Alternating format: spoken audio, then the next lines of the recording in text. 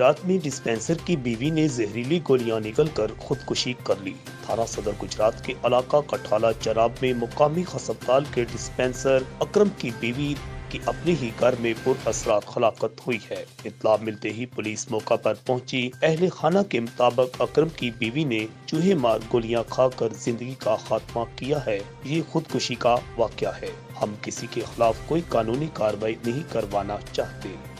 मतवफिया खातून 3 बच्चों की मां थी, जिनमें 2 बेटियां और 1 बेटा शामिल है। 30 साला खातून ने 2 माह कबल भी जहरीली गोलियां निकलकर जिंदगी के खात्मा की कोशिश की थी। मतवफिया खातून को आबाई इलाका के कब्रिस्तान में सुपुर्द कर दिया गया। माँ की खुदकुशी से 3 मासूम बच्चे ममता की मोहब्बत से महरूम हो गए। आकाश नियाजी, अल अदनान न्यूज, गुजरात।